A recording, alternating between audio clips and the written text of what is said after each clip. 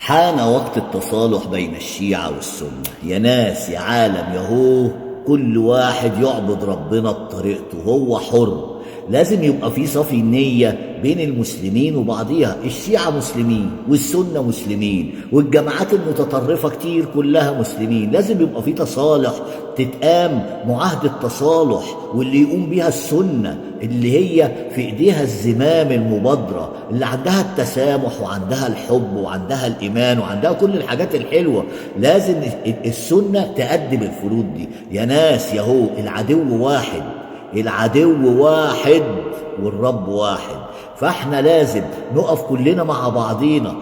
خد بالك لما هيخلصوا من الشيعة هيدوروا على السنة. اوعى تفكر ان هم هيسيبوك. لا لا لا لا لا لا.